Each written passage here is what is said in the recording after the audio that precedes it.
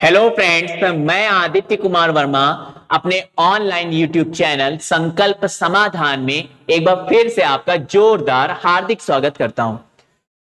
हम लोग जो मैथ की सुपर ट्रिक से सीरीज कर रहे थे और पूरी मैथ्स की रामबाण कॉन्सेप्ट निकाल निकाल के सीख रहे थे, ठीक है। तो उसी में हम लोग 12 सुपर ट्रिक्स कर चुके थे। आपसे यदि कोई मिस हो गई हो, आप उनको सारी ट्रिक्स को वन बाय वन देख सकते हैं। पूरी मैथ्स में आपको स्मूथनेस बहुत स्ट्रांग हो जाएगी आपकी मैथ्स, ठीक है। सारे रामबाण कंसेप्ट हैं, उनको सीख लीजिए। चलिए आते हैं आज की सुपर ट्रिक्स। क्लास 13 देख रहे हैं, 12 ट्रिक इसके पहले क्लास 1, क्लास 2, क्लास 3 करके आपको प्लेलिस्ट में मिल जाएगी, वहां से चेकआउट कर सकते हैं। सुपर ट्रिक क्लास 13 में हम लोग ने कौन से क्वेश्चन रखे हैं और किस टाइप के क्वेश्चन को हम लोग सीखने जा रहे हैं वो देखते हैं। लिखा है 6 व्यक्तियों के समूह में से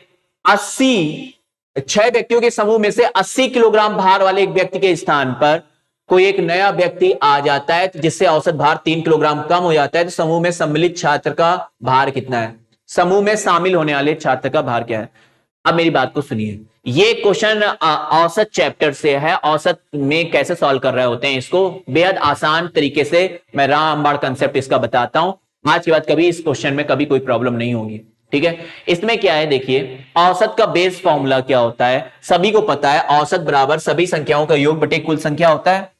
मैं आपको थोड़ा सा कंसेप्ट बताता हूं, फिर एक लाइन में इस क्वेश्चन को सॉल्व करेंगे। ये रिप्लेसमेंट वाला क्वेश्चन है। एक गया है, मतलब हमारे सिस्टम से कोई गया, उसके स्थान पे दूसरा आ गया, ठीक है। फिर से सुनिए, हमारे सिस्टम से कोई निकाला गया, उसके स्थान पे कोई एक गया, तुरंत दूसरा आ गया, वो वाला रिप्लेसमेंट वाला केस है, ठीक है। तो इस टाइप के क्वेश्चन में हम लोग कैसे डील करते हैं वो देखते हैं। तो आपको औसत का रामबाण फॉर्मूला, जो एक इकलौता बेस फॉर्मूला होता है, वो आपको पता है। औसत बराबर सभी संख्याओं का योग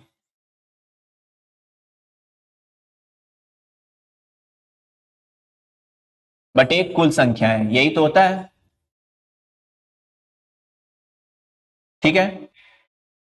तो ये होता है औसत का रामबाण फॉर्मूला, इकलौता फॉर्मूला, ठीक है। अब इसमें देखिए, आप चेक कर पा रहे हैं, मैंने आपको बताया ये कौन सा केस है, एक गया एक आया वाला केस है। मतलब पहले संख्या 6 व्यक्ति थे, 6 में से एक गया, उसके स्थान पे दूसरा आ गया है, तो 6 में से एक जाएगा, 5 बचेंगे, फिर एक आ जाएगा, तो फिर से 6 हो जाएंगे। रिप्लेसमेंट वाला केस है, तो कुल संख्या चेंज नहीं होगी, ये तो नो चेंज होगा। इसमें संख्या तो 6 की 6 ही रहेगी। Okay, perfect. अब बात करें, अब आप ऊपर देख रहे होंगे सभी का योग लिखा हुआ है, मतलब जितने भी लोग हैं उन सभी का इंडिविजुअली योग सबका करना पड़ता है। तो औसत हम कहेंगे मेनली डिपेंड किस पे करेगा, संख्या तो समान ही रहेगी, योग पे डिपेंड करेगा। यदि सभी का योग क्या है, सभी का औसत भार हो सकता है, औसत सभी का औसत सभी का कुल भार हो सकता है, यहाँ पे सभी का कुल आयु का योग हो सकता है, ठीक है।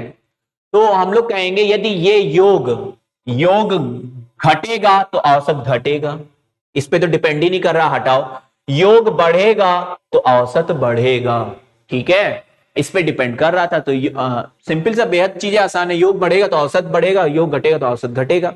आते हैं अपने क्वेश्चन में, रिप्लेसमेंट क्वेश्चन में। लिखा था 6 व्यक्तियों के औसत के समूह में 80 किलोग्राम भार वाले व्यक्ति के स्थान पर। अब मैं एक दो लाइनें बोल रहा हूं, उनको सुनिए। मैं कह रहा हूं 80 किलोग्राम वाला भार वाला व्यक्ति था, मैं डायरेक्ट आंसर लिखने जा रहा हूं इसमें। सम्मिलित होने वाले छात्र का भार कितना होगा, हमसे पूछ रहा है आंसर।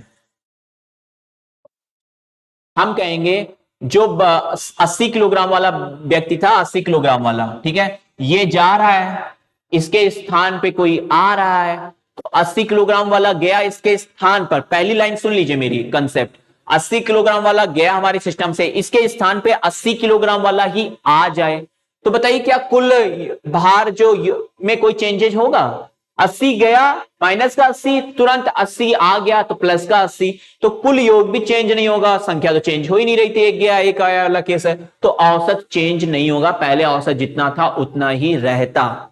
लेकिन हुआ क्या है, हमारे क्वेश्चन में ऐसा नहीं है, हमारा औसत भार 3 किलोग्राम से घट रहा है, ये देखिए कम हो रहा है, ठीक है। तो औसत चेंज हो रहा है हमारा, तो हम लोग कहेंगे औसत हमारा कम हो रहा है, यानी कि जो 80 किलोग्राम वाला गया है, उसके स्थान पे जो आ रहा है वो 80 नहीं ला पा रहा है, उसके स्थान पे जो आ रहा है उसकी वजह से योग कम हो जा रहा है, और योग कम हो रहा है तभी तो औसत घट रहा है। फिर से सुन लीजिए, मैं कह रहा हूं 80 का गया 80 का आता तो योग चेंज नहीं होता, तो औसत भी चेंज नहीं होता, लेकिन औसत में बता रहे 1.3 किलोग्राम की कमी है। तो सिंपल सा औसत कम तभी होगा जब योग कम होगा। हम बोलेंगे 80 किलोग्राम का चला गया, उसके स्थान पर कम वाला आया है, तभी तो योग कम हो गया है फाइनली। मतलब 80 का गया, उसके स्थान पे 50 वाला मान लो आ गया, या 60 किलोग्राम का आ गया है, तो 20 कम हो जाएगा। उस 20 की कमी की वजह से औसत में कमी हो जाएगी। आई होप चीजें समझ गए होंगे, बेहद आसान कंसेप्ट है। और यदि आपको समझ में नहीं आया, वीडियो को बार बार आप देख लीजिएगा, ये 2-4 लाइनें जो मैंने आपको बोली हैं। ठीक है, चलिए आते हैं आंसर लिखते हैं इस क्वेश्चन का। 80 किलोग्राम का व्यक्ति था, 80 किलोग्राम वाला जाता है, इसके स्थान पे 80 किलोग्राम वाला आता, तो औसत पे कोई फर्क नहीं पड़ता। अभी लिख लिया तो 80, लेकिन हमसे कह रहा है औसत 3 किलोग्राम से कम हो रहा है। ठीक है, तो हम बोलेंगे कि 80 वाला गया, इसके स्थान पर 80 से कम वाला हमारे सिस्टम में आ गया है। ये लाइन बहुत इंपॉर्टेंट है, 80 से कम वाला आ गया, इस कारण से योग कम हुआ, उसकी वजह से औसत कम हुआ है। तो 80 जो 80 वाला गया, इसके स्थान पे जो आ रहा है वो 80 से कम वाला आ रहा है। ठीक है, 80 माइनस लिखेंगे, 80 माइनस। अब हमारे 80 माइनस समझ में आया, क्यों हुआ? 80 प्लस क्यों नहीं हुआ? क्योंकि भैया 80 वाला गया था, इसके स्थान पर 80 से कम वाला आया है, तभी हमारा नेट योग, औसत के फॉर्मूले में नेट योग कम हो रहा है, उसकी वजह से औसत कम हो रहा है। ठीक है, चलिए ठीक है, तो 80 माइनस। अब क्या करेंगे? अब वही मेथड है, 80 माइनस। अब सिस्टम में कितने लोग, अब कितने लोग, अब सिस्टम में कितने लोग, गुणे औसत में परिवर्तन, औसत में परिवर्तन।